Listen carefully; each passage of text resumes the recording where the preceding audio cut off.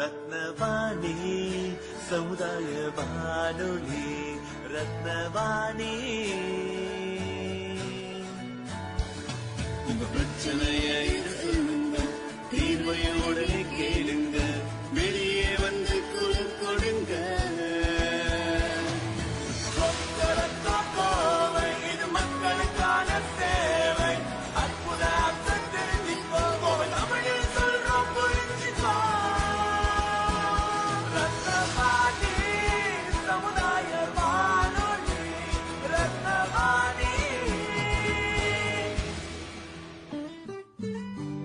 ரத்னவாணி 90.8 சமுதாய வானொலி ஒலிபரப்பு கோவை ஈச்சனாரி ரத்தினம் கல்லூரி வளாகத்தில் இருந்து ஒலிபரப்பாகிறது.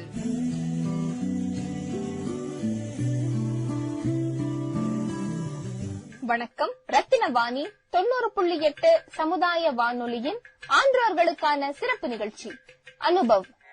வாருங்கள் வாருங்கள் நண்பர்களே, ஓடுங்கள் கேளுங்கள் நண்பர்களே.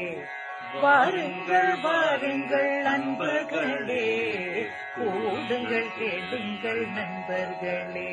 இளமையில் நாம் செய்ய நினைத்ததை முதுமையில் செய்ய இயலுமே என்று. வாருங்கள் வாருங்கள் நண்பர்களே, ஓடுங்கள் கேளுங்கள் நண்பர்களே. ஒன்றாய் கூடி சிந்திப்போம், கேட்போம், மகிழ்வோம். சிந்திப்போம், கேட்போம், மகிழ்வோம். இந்திய அரசாங்கத்தின் அறிவியல் மற்றும் தொழில்நுட்பத்துறை என்னும் டிபார்ட்மெண்ட் ஆஃப் சயின்ஸ் அண்ட் டெக்னாலஜியால் நிறுவப்பட்ட விக்யான் பிரசார் என்னும் துறை மற்றும் அழகப்பா பல்கலைக்கழகம் இணைந்து வழங்கும் 60 வயதிற்கு மேற்பட்ட ஆன்றோர்களை உள்ளிணைக்கும் புதுமையான சமுதாய வானொலி நிகழ்ச்சி அனுபவ்.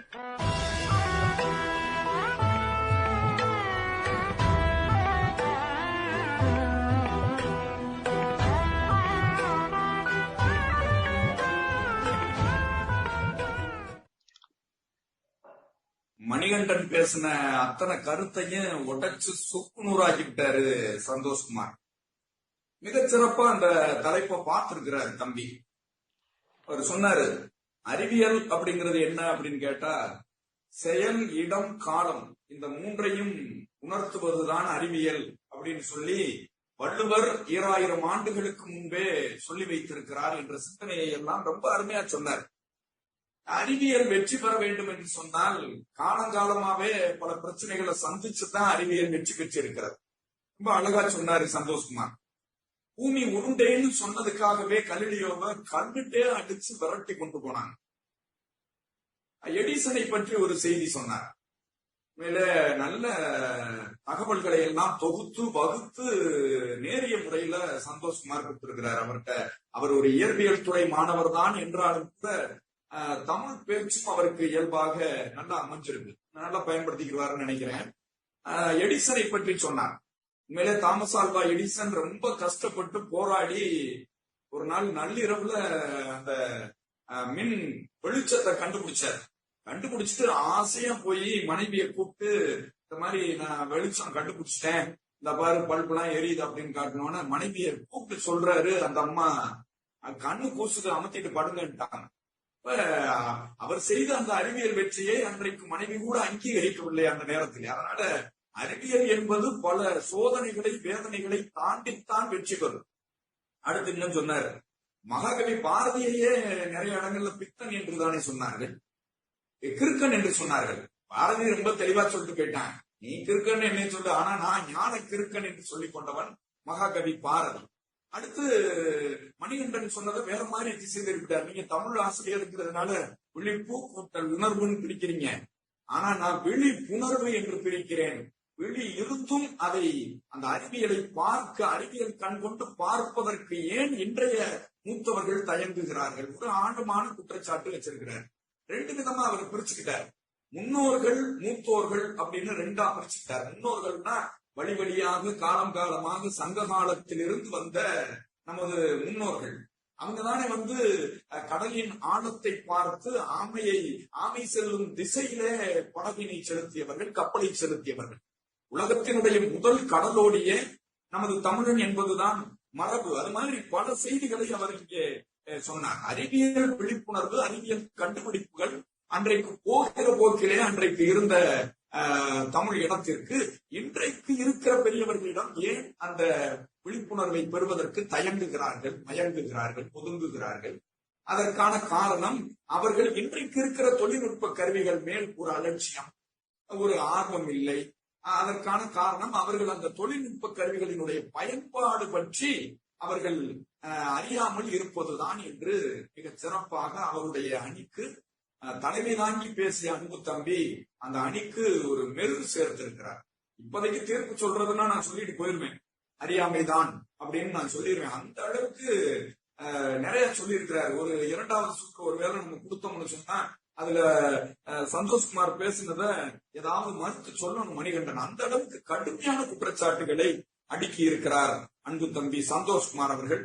அவர்களை இந்த வானொலி மன்றத்தின் சார்பாக பாராட்டி மகிழ்ந்து, அடுத்து அவற்றை மறுத்து பேசுவதற்காக தன்முனைப்புதான் என்று மணிகண்டன் சொன்ன கருத்திற்கு ஆதரவாக, அதற்கு வலு சேர்ப்பதாக, அணி சேர்ப்பதற்காக சேலம் அரசு கல்லூரியினுடைய முதுகலை தமிழ் மாணவி இலக்கியா அவர்களை அன்போடு அழைக்கிறேன். வாங்கம்மா. காசி நகர்ப்புலவர் பேசும் முறைதான் காஞ்சியில் கேட்பதற்கோர் கருவி செய்வோம். நடையும் பரப்புமுனர் வண்டிகள் செய்வோம், ஞாலம் நெடுங்க வரும் கப்பல்கள் செய்வோம். வானை அளப்போம், கடல் மீனை அளப்போம், சந்திர மண்டலத்தியல் கண்டு தொலைவோம் என்று சொன்ன தொலைநோக்கு பார்வையாளன் பாரதியின் வரிகளை தொட்டு பெருமதிப்பிற்கும் மரியாதைக்கும் உரிய நடுவர் அவர்களே, என் அணி பேச்சாளர்களே, எதிரணி பேச்சாளர் பெருமக்களே, வானொலி காதலர்களே, உங்கள் அத்துணை பேருக்கும் என்னுடைய நெஞ்சார்ந்த வணக்கங்கள். மூத்த குடிமக்களிடம் அறிவியல் விழிப்புணர்வு சென்று சேராமைக்கு காரணம் தன்முனைப்பா தன்னறியாமையா? இதுதான் தலைப்பு. மூத்த குடிமக்களிடம் அறிவியல் விழிப்புணர்வு சென்று சேராமைக்கு காரணம் நிச்சயமாக தன்முனைப்பு தான் என்று நான் பேச விழைகிறேன். நடுவரையா, நான் ஒரு சிறப்பான முறையில் என்னுடைய எதிரணி பேச்சாளர் சந்தோஷ்குமார் சகோதரர் அவர்களுக்கு என்னுடைய நன்றிகளை நான் சொல்ல வேண்டியிருக்கிறது. என்ன காரணம்னு கேளுங்களேன். ஏன்னா நான் சொல்ல வேண்டிய பல தகவல்களை என் அணிக்கு ஆதரவாக அவர் சொல்லிவிட்டு போயிருக்கிறார் என்றுதான் சொல்ல வேண்டும். எப்படி சொல்றேன்னு பாருங்க. அவர் வீட்டு பக்கத்துல இந்த பாட்டி கிட்ட இந்த ஆப் இருக்கு, இந்த ஆப் இருக்குன்னு அவர் சொன்னாராம். அந்த பாட்டி சொன்னாலாம், இவர் இதெல்லாம் ஆப் கிடையாது, ஆப்பு அப்படின்னு சொன்னாங்களாம். அந்த பாட்டிக்கு இந்த தேவையற்ற ஒரு சில செயலிகள் இருப்பதை உங்களால் கூட மறுக்க முடியாது.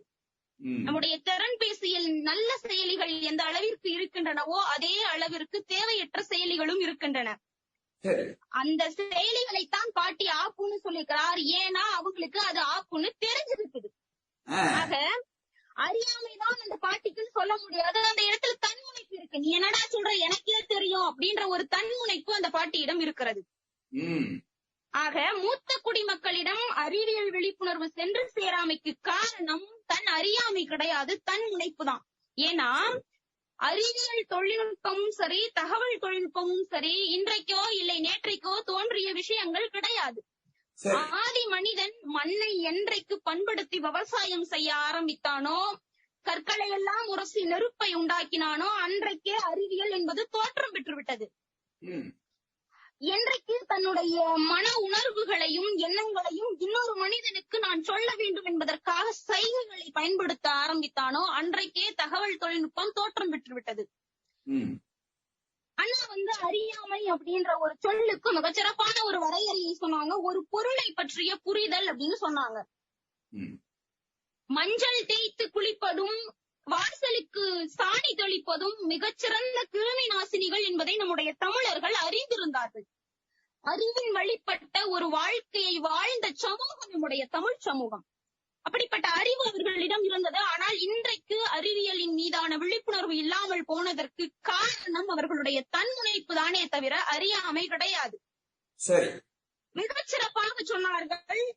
தூக்கணாங்குருவி தெற்கு நோக்கி, அந்த வாசற்படி தெற்கு நோக்கி கூட்டிற்கு இருந்தால் மழை பொழியும், வடக்கு நோக்கி இருந்தால் வறட்சியாக இருக்கும். ஒரு குருவிக்கு கூட தெரிந்திருக்கிறது அறிவின் வெளிப்பட்ட ஒரு வாழ்க்கையை ஒரு குருவி கூட வாழ்ந்திருக்கிறது. தூக்கணாங்குருவி கட்டுகிற கூட்டை போல எத்தனை அறிவியல்களை படித்தாலும் ஒரு மனிதனால் கட்ட முடியாதுன்னு சொல்றாங்க. நான் சொல்லல, ஆய்வாளர்கள் சொல்றாங்க. அப்படி பார்க்கும்போது ஒரு வீட்டின் முன்னால் ஒரு கோலம் போடப்பட்டு இருக்கிறது என்று சொன்னால் கூட கோலத்தை பார்த்தே குறி சொல்வாளாம் ஒரு குரத்தி. அந்த வீட்டுல என்ன நடக்கிறது என்பதை அந்த கோலத்தை பார்த்தே குறி சொல்வாளாம், குறி சொல்கிற வருகிற ஒரு குரத்தி. அந்த அளவிற்கு அறிவின் வெளிப்பட்ட வாழ்க்கையை வாழ்ந்தவர்கள் நம்முடைய தமிழர்கள்.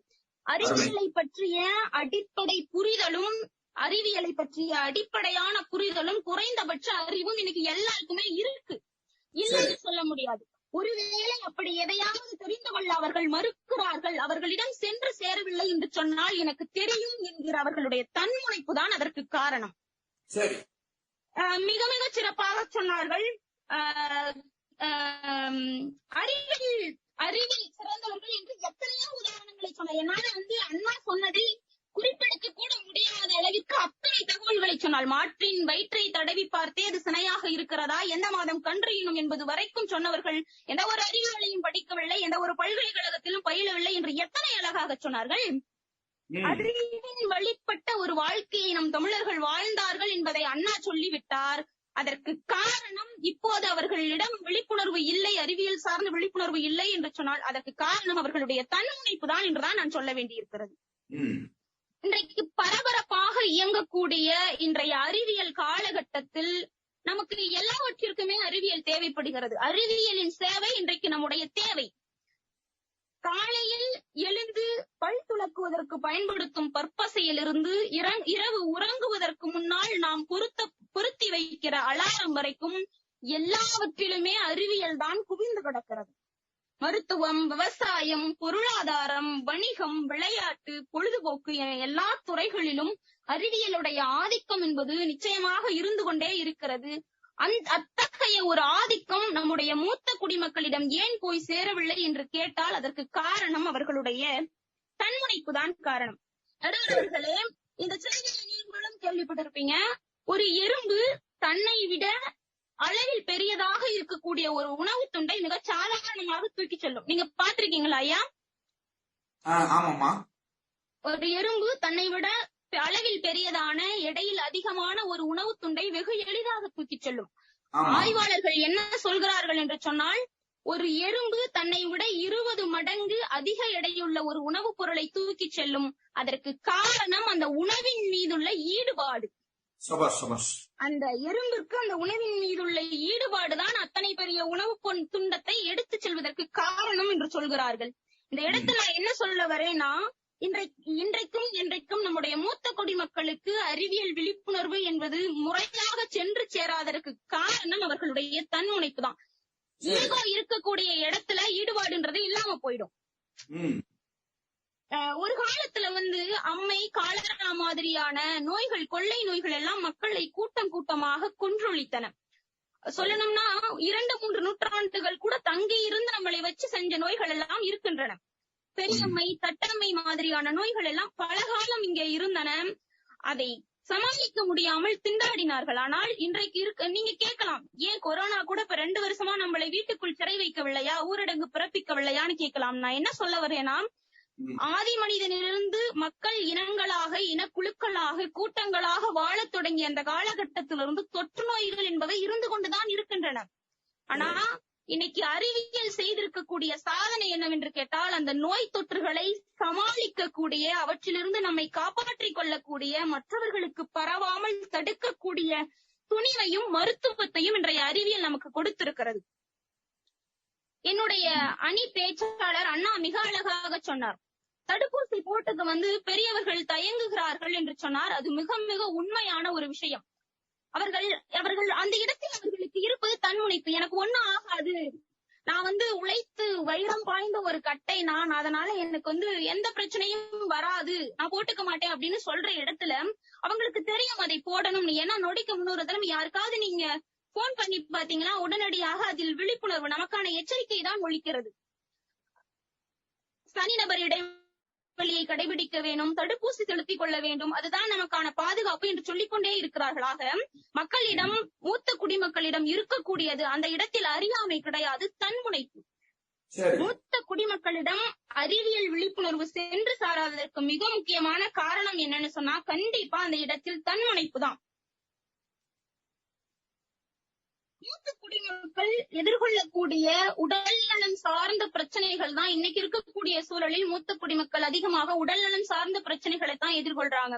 ஆனா இன்னைக்கு இருக்கக்கூடிய அறிவியல் தொழில்நுட்பம் ஏதாவது ஒரு புதிய தொற்று நோய் ஏற்படும் போது அதை முளையிலேயே கண்டறிந்து கிள்ளி எறிவதற்கான விரைவான செயல்பாடுகளை எல்லாம் இன்றைக்கு அறிவியல் செய்து வருகிறது. அப்படிப்பட்ட ஒரு அறிவியல் தொழில்நுட்பம் மூத்த தலைமுறைக்கு சென்று சேராமல் இருப்பதற்கான காரணம் என்னன்னு கேட்டா அது நிச்சயமாக அவர்களுடைய தன்முனைப்பின் காரணமாகத்தான் அவர்களிடம் சென்று சேர்வதில்லை என்பதை நான் ஆணித்தரமாக கூற விரும்புகிறேன். இந்த கொரோனா காலகட்டத்தில் ஊரடங்கால் எல்லோரும் அவரவர் வீட்டுக்குள்ளேயே முடங்கி கிடந்த அந்த காலகட்டத்திலும் கூட சர்வதேச மாநாடுகளும் கருத்தரங்குகளும் கூட்டங்களும் நடைபெற்றன. எப்படி நடைபெற்றன கேட்டா காணொளி வாயிலான ஒரு கூட்டங்களாக அவை நடைபெற்றன. ஓரளவிற்கான நோய் தடுப்பு நடவடிக்கைகளால் வீட்டுக்குள்ளேயே எல்லோரும் முடங்கி கிடந்தாலும் இயல்பு வாழ்க்கை முற்றிலும் பாதித்து விடாமல் இருப்பதற்கான அந்த நடவடிக்கைகளை அறிவியல் மேற்கொண்டது. அப்படிப்பட்ட அறிவியல் நம்முடைய மூத்த குடிமக்களிடம் சென்று சேராதற்கு காரணம் என்னன்னா தன்முனைப்பு தான். ஐயா, நம்முடைய நாட்டுல எத்தனை நியாய விலை கடைகள் இருக்குன்னு ஒரு தோராயமா நீங்க நினைக்கிறீங்க? என்னமா நியாய விலை கடைகள் நம்ம நாட்டுல எத்தனை இருக்கும்னு நினைக்கிறீங்க ஒரு தோராய கணக்காக? தோராய கணக்கு எவ்வளவுன்னு தெரியல, உங்களுக்கு தெரிஞ்சா சொல்லுங்கம்மா. ஐயா, நாடு முழுவதும் 4.99 லட்சம் நியாய விலை கடைகள் நம்ம நாட்டுல இருக்கு. எதுக்காக நான் இந்த விஷயத்த சொல்றேன்னா, நியாய விலை கடைகளின் நீண்ட வரிசையில் நின்று மானிய விலையில் பொருட்களை வாங்கக்கூடிய ஒரு தலைமுறையாக இருப்பது நிச்சயமாக இளைய தலைமுறை கிடையாது, நம்மளுடைய மூத்த குடிமக்கள் தான். சரி, அது நீங்களே பாத்திருப்பீங்க. கண்டிப்பா எந்த ஒரு இளைஞனும் நியாய விலை கடை நீண்ட வரிசையில் நின்று இடிபட்டு அடிபட்டு அந்த பொருளை வாங்கணும்னு எவனும் விரும்ப மாட்டான். அந்த இடத்தில் நிற்பவர்கள் நிச்சயமாக நம்முடைய மூத்த குடிமக்கள் தான். குறைந்தபட்சம் 50 வயதை தாண்டியவர்கள் தான். இதை நான் பார்த்திருக்கேன். என்ன இந்த இடத்துல நான் என்ன சொல்ல வர்றேன்னா, இன்னைக்கு நியாய விலை கடைகளில் பொருட்கள் எப்படி விநியோகம் செய்யப்படுகிறதுனா டிஜிட்டல் முறை வந்துருச்சு. ஸ்மார்ட் கார்டை பயன்படுத்தி நம்முடைய கைவிரலை வைத்து அங்க அந்த ரேகை பிங்கர் பிரிண்ட் வச்சா மட்டும்தான் பொருட்கள் நமக்கு கிடைக்கும். அந்த அளவிற்கு நவீனமயமாகிவிட்ட ஒரு காலத்துல ஒரு ரேஷன் கடையில, ஒரு நியாய விலை கடையில பொருட்கள் வாங்குறதுக்கே இந்த மாதிரியான நவீன தொழில்நுட்பங்கள் வந்துருச்சு அப்படின்றது கண்டிப்பா அவங்க எல்லாருக்குமே தெரியுது. அப்போ அவங்களுக்கு அறியாமைன்னு சொல்லிட முடியாது, அது அவங்களுக்கு தெரியுது. ஆனா பயன்படுத்த, அறிவியல் தொழில்நுட்பங்களை பயன்படுத்தவும் அவற்றின் வழி நிற்கவும் அவர்கள் மறுக்கிறார்கள் அல்லது அவர்களிடம் சென்று சேரவில்லை என்று சொன்னால் அதற்கு காரணம் நிச்சயமாக தன்முனைப்பு தான். ஒரு காலத்துல வெளியூர்ல படிக்கக்கூடிய பிள்ளைகளுக்கு அவர்களுடைய செலவுக்கு பணம் அனுப்பணும் அப்படின்னு சொன்னா மணி ஆர்டர் பண்றது ரொம்ப கஷ்டமான விஷயமா இருந்துச்சு. அப்புறம் மூத்த குடிமக்கள் தங்களுக்கான உதவி தொகைகளையோ அல்லது ஓய்வூதியத்தையோ பெறணும் அப்படின்னு சொன்னா வங்கியுடைய வாசல்ல நீண்ட நேரம் காத்து கிடக்க வேண்டிய ஒரு நிலைமை இருந்தது. நான் நீங்க முன்னுரையில சொன்ன மாதிரி இன்னைக்கு ஏடிஎம், பேடிஎம் மாதிரியான வசதிகள் இந்த கடினமான செயல்களை எல்லாம் எளிமையாக்கி இருக்கின்றன. அதை மூத்த குடிமக்கள் அவர்களிடம் அந்த விழிப்புணர்வு போய் சேரவில்லை என்று சொன்னால் அவர்கள் அதை ஏற்க மறுக்கிறார்கள். ஏதோ ஒரு காரணத்தால் அவர்கள் அதை நியாயப்படுத்துகிறார்கள். அது எங்களுக்கு தேவையில்லை அப்படின்னு சொல்லி நியாயப்படுத்துகிறார்கள். அந்த இடத்தில் வெளிப்பட்டு நிற்பதும் நிச்சயமாக தன்முனைப்பு தான். ஆன்லைன் ஷாப்பிங், கூகுள் பே, மணி டிரான்ஸ்பர்ன்ற மாதிரியான வார்த்தைகள் எல்லாம் மிக சாதாரணமான புழக்கத்துல வந்துருச்சு. எல்லாருக்குமே இது தெரியுது. ஆக அறியாமை, அறிவியல் விழிப்புணர்வு அவர்களிடம் சென்று சேராதற்கு காரணம் அறியாமை, தன்னறியாமைன்னு நம்ம சொல்லிட முடியாது. அதற்கு காரணம் நிச்சயமாக தன்முனைப்பு தான். அவர்களிடம் ஏன் அந்த தன்முனைப்பு வருதுன்னு சொல்லி நான் ஒரு சின்ன ஆய்வுக்கு அந்த வார்த்தைகளை உட்படுத்தி பார்த்தேன். அவர்களிடம் இருப்பது நிச்சயமாக தன்முனைப்பு தான். தன்முனைப்புக்கு என்ன காரணம் அப்படின்னு சொன்னா, இன்றைக்கு இருக்கக்கூடிய இளைய தலைமுறை எந்தெந்த வருடங்களில் பிறந்தவர்கள் அப்படின்ற பட்டியல நீங்க நிச்சயமா கேள்விப்பட்டிருப்பீங்க. 1990களுக்கு பிறகோ அல்லது 90களுக்கு முன்போ அந்த காலகட்டத்தில் பிறந்தவர்கள் எல்லாம் 90s கிட்ஸ்னு சொல்றாங்க. 2000த்திலும் அதற்கு பிறகும் பிறந்தவர்களை 2K கிட்ஸ்னு சொல்றாங்க. நடுவுல புள்ளிங்கோ அப்படின்னு சொல்லி ஒரு ரகத்தையும் செதுக்கிட்டாங்க. இவர்கள் உங்களுக்கு பெரியவர்கள், வீட்டில் இருக்கக்கூடிய மூத்த குடிமக்களை எல்லாம் நம்ம பெரியவர்கள் அப்படின்னு ஒரு காலத்துல ரொம்ப மரியாதை கொடுத்தோம். ஆனா இன்னைக்கு அவங்க என்ன சொல்றாங்க, ரொம்ப சாதாரணமா சொல்றாங்க, பெருசுங்க அப்படின்னு சொல்லி ஒரு அக்ரிணையின் பட்டியலில் அவர்கள் சேர்த்து விட்டார்கள். அதன் காரணமாக கூட நம்முடைய மூத்த குடிமக்களுக்கு இந்த தன்முனைப்பு ஏற்பட்டு இருக்கலாம்னு நான் சொல்றேன். ஒரு தாத்தாவும் ஒரு பேரனும் ஒரு வீட்டுல நடக்கக்கூடிய சின்ன உரையாடல் இது. ஒரு பேரனுடைய திறன் பேசி அலறுது, யாரோ அவனுக்கு கால் பண்றாங்க, அலறுது. உடனே அங்க பக்கத்துல அந்த கட்டில் மேல உட்கார்ந்து தாத்தா சொல்றாரு, போன் அடிக்குதுப்பா அப்படின்னு சொல்றாரு. தலைய அந்த தலைய சிகை அலங்காரத்தை பல மாதிரியா விரிச்சு போட்டுட்டு இருந்த அந்த பையன் சொல்றான், எடுத்து பேசு தாத்தா அப்படின்னு சொல்றான். தாத்தா சொல்றாரு, எங்கடா தம்பி பட்டனையே காணோம் அப்படின்னு சொல்றாரு. உடனே அவன் சொல்றான், நீ எல்லாம் அந்த காலத்து ஆளு, பெருசுக்கு ஆசைய பாரு அப்படின்னு சொல்லிட்டு செல்ல தூக்கிட்டு போயிடும். இதுக்குள்ள ஒரு உண்மை இருக்கிறது. நம்ம எல்லாம் சின்ன பிள்ளைகளாக இருக்கும் போது நம்முடைய பெற்றோர்களின், நம்முடைய அப்பா அம்மாவின் விரல்களையோ அல்லது தாத்தா பாட்டியின் விரல்களையோ பிடிச்சுக்கிட்டு ரொம்ப சாதாரணமா கேட்டுட்டு இருந்திருப்போம். மரம் ஏமா அசையுது, லாரி ஏமா ஓடுது, அந்த மாதிரியான சாதாரணமான அர்த்தமற்ற கேள்விகளை எல்லாம் நம்ம கேட்டிருப்போம். ஆனா எல்லாத்துக்கும் ஏதோ ஒரு வகையில் அவர்கள் பதில் சொல்லி இருப்பார்கள்ன்றதான் உண்மை. எல்லாருமே கேட்டிருப்போம். ஏன் நீங்க கேட்டிருக்கீங்களா? ஆமாமா, அது இல்லாம நம்ம வளர்ந்திருக்கவே முடியாது. உண்மையா சொன்னீங்க. மரம் ஏன் அசையுது, வண்டி ஏன் நகருது, ஆறு ஏன் ஓடுதுன்ற மாதிரியான கேள்விகளை எல்லாருமே கேட்டிருப்பாங்க. அப்படி கேட்ட இளைய தலைமுறைக்கு அவற்றை பற்றி தங்களுக்கு தெரிந்ததையாவது சொல்லிக் கொடுக்கக்கூடிய பொறுமையும் பக்குவமும் நம்முடைய மூத்த தலைமுறைக்கு இருந்துச்சு. ஆனா இன்றைக்கு அவங்க எங்கப்பா பட்டனை காணோம் அப்படின்னு கேட்டா, இந்த மாதிரியான ஒரு செல்போன் எல்லாம் மாறி போச்சு, இன்னைக்கு இப்படி தொடுதிரை செல்பேசிகள், திறன்பேசிகள் விட்டனன்னு சொல்லி தரதுக்கு எந்த இளைய தலைமுறையும் தயாராக இல்லை. அதனால் அதை தெரிந்து கொள்வதற்கும் அவர்கள் விருப்பப்படுவதில்லை. இந்த இடத்தில் மூத்த குடிமக்களிடம் அறிவியல் விழிப்புணர்வு சென்று சேராமல் போனதற்கு காரணம் நிச்சயமாக தன்முனைப்பு தான் என்று சொல்லி, நல்லதொரு தீர்ப்பை நியாயமாக வழங்குவீர்கள் என்ற நம்பிக்கையோடு விடைபெறுகிறேன். நன்றி, வணக்கம்.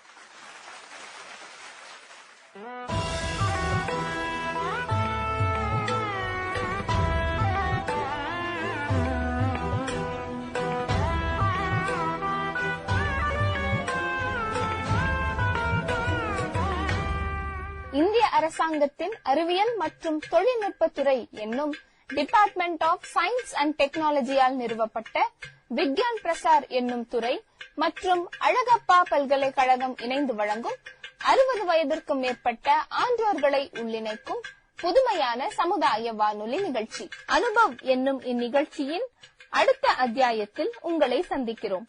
நன்றி, வணக்கம். வாருங்கள் வாருங்கள் நண்பர்களே, கூடுங்கள் கேளுங்கள் நண்பர்களே. வாருங்கள் வாருங்கள் நண்பர்களே, கூடுங்கள் கேளுங்கள் நண்பர்களே. இளமையில் நாம் செய்ய நினைத்ததை முதுமையில் செய்ய இயலுமே என்று வாருங்கள் வாருங்கள் நண்பர்களே, கூடுங்கள் கேளுங்கள் நண்பர்களே. ஒன்றாய் கூடி சிந்திப்போம், கேட்போம், மகிழ்வோம். சிந்திப்போம், கேட்போம், மகிழ்வோம்.